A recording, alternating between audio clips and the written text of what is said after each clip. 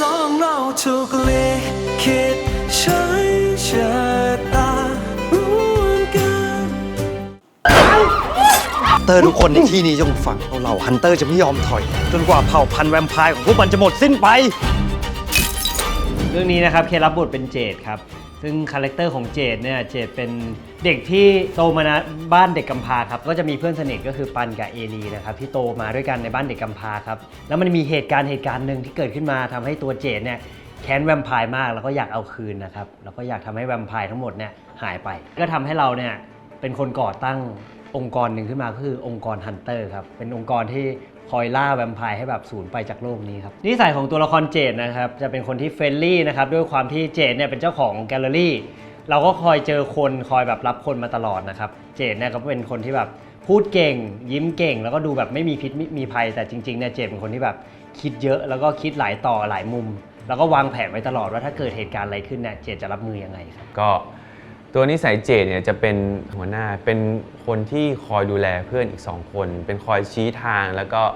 เป็นคนนำทัพแล้วกันว่าเราควรจะทำอะไรดีแล้วตอนนี้เราอยู่ในโพสิชันไหนครับผมก็คือจะเป็นคนคอยคุมลูกน้องคอยคุมลูกทีมคอยออกคำสั่งแล้วก็จริงจังครับก็อยู่แบบมีความมุ่งมั่นอะไรเงี้ยครับเจดจะเป็นคนจะดุจริงจังดุเจดเป็นคนแบบมีความเป็นผู้นำสูงมากแต่ก็เอาแต่ใจสูงมากเป็นคนเด็ดขาดเด็ดเดี่ยวพูดอะไรต้องได้อย่างนั้นถ้าเพื่อนคนไหนทำอะไรไม่ได้ก็คือเขาไม่ได้แคร์ว่านี่คือเพื่อนต้องทำให้ได้ค่อนข้างโหดมากเจดให้กูเตือนความจำหน่อยปันว่าคืนนั้นอ่ะพวกมันทำอะไรไว้บ้างเรื่องนี้นะครับความสนุกนะครับเคมองว่าเป็นเรื่องของแอคชั่นด้วยความที่เราเนี่ยชอบซีรีส์หรือว่านิยายอะไรที่เกี่ยวกับแฟนตาซีอยู่แล้วอะไรที่แบบเหนือมนุษย์อะไรเงี้ยแล้วบวกกับเรื่องนี้เนี่ยมีแวมไพร์เข้ามาซึ่งแวมไพร์เขามีพลังนะครับส่วนตัวของเคเนี่ยเป็นฮันเตอร์ไงก็ต้องมีอาวุธมีอะไรอย่างเงี้ยเพื่อไปต่อกรกับแวมไพร์ครับชอบซีนแอคชั่นที่สุดครับแต่ต้องรอดูกันเมื่อยอยู่นานด้วยบทก็ต้องจำปืนก็ต้องถือมีดก็ต้องหยิบข้างเดียวนานตอนแรกตึงเนี่ยไม่ไหวเรื่องการเวิร์กช็อปมีแน่นอนครับด้วยความที่มันเป็นคิวบูเนี่ยแต่เคอะผ่านคิวบูมาหลายเรื่องก็เลยรู้สึกว่าเรื่องคิวบูอาจจะไม่ใช่เรื่องที่แบบยากมากสำหรับเคครับแต่ทุกเรื่องเนี่ยมันก็มีคิวอะไรที่แบบตื่นเต้นอย่างได้จับแบบ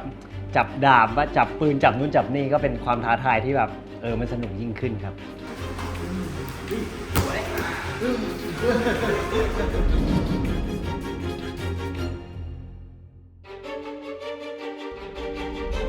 เรื่องนี้นะคะกระปุกรับบทเป็นเอลีค่ะฮันเตอร์สาวสุดสวย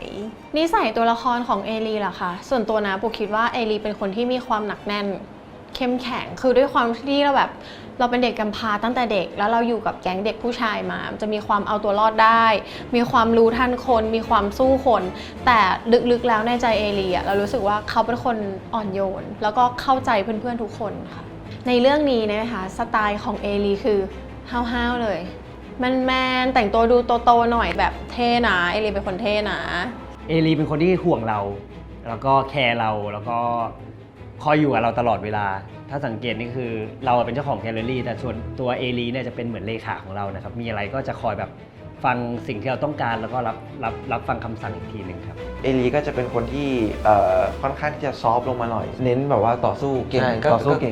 งเหมือนกันแต่ว่าก็จะซอฟลงมากว่าเจดหน่อยอะไรเงี้ยก็เป็นคนที่คอยห้ามเวลาคอยห้ามเจดที่เจดอาจจะจริงจังเกินไปหรือว่าอะไรที่ผ่อนได้เอลีก็จะเป็นคนคอยซอฟลงอะไรเงี้ยคนคอยผ่อนใช่เอลีจะเป็นสายซัพพอร์ตฮะสายให้คำแนะนำสายช่วยไกลเกลี่ยหากว่าตัวของปันและเจนเนี่ยมีปัญหากันเอลีก็จะเข้ามาไกลเกลี่ยว่าโอเคใจเย็นกันนะครับผมอะไรประมาณนี้อย่าทำไม่ดีกับกระปุกนะคะความยากของบทเอลีสำหรับปุกคิดว่าเอลีเป็นคนที่ต้องแสดงออกว่าเข้มแข็งตลอดเวลาทั้งที่บางซีนบางครั้งบางคำพูดเอลีจะร้องไห้แล้วแต่ก็ต้องเป็นคนต้องแบบฮึบออกไปร้องคนเดียวคือเหมือนติดคาแรคเตอร์ที่ฉันต้องเข้มแข็งต่อหน้าทุกคนถ้าเป็นปุกปุกอยากร้องไห้ปุกก็จะร้องออกมาเลยแต่อันนี้คือต้องแบบฮึบไว้3 2 and action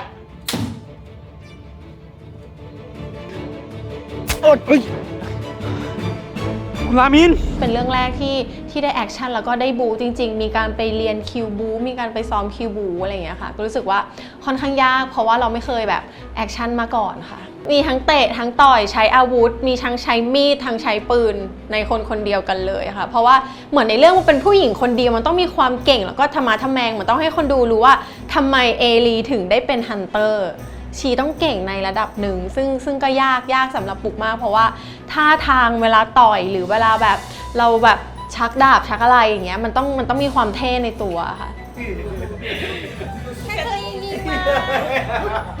ได้เลยค่ะเจ้าไม้วันนี้ก็มาแค่นี้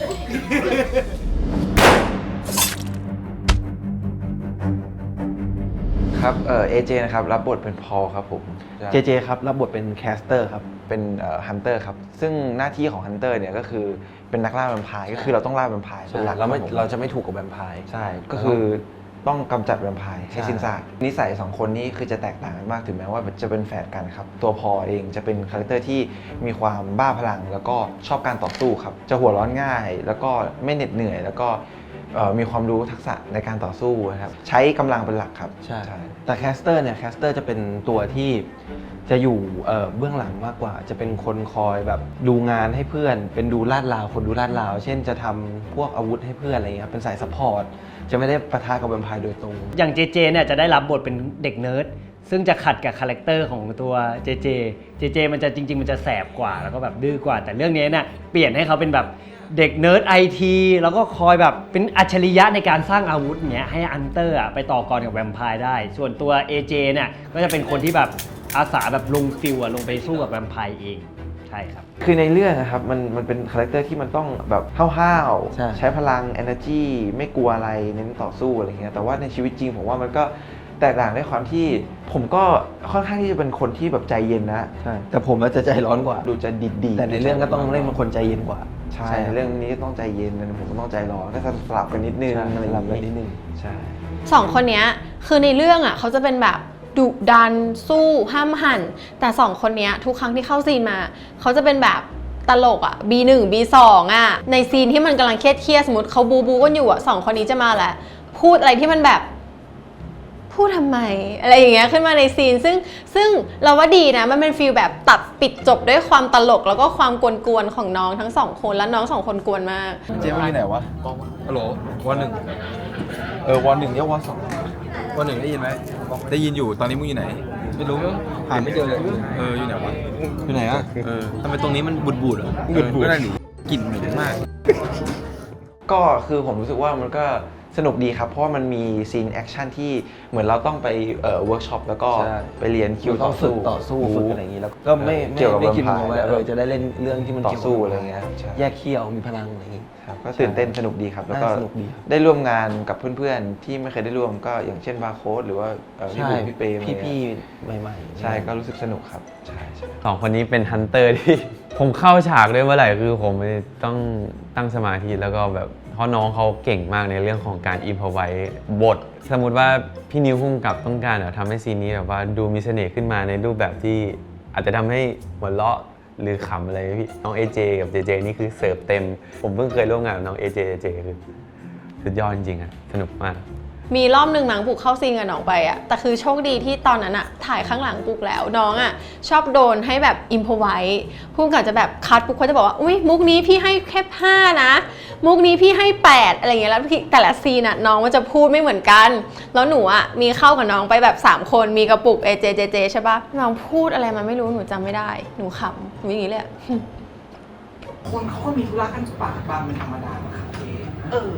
ทำไมมีธุระปะปันกันเป็นธรรมดาถ้าเมื่อกี้กูพูดอะไรธุระกันปะปันเหมือนสองเราถูกเลี้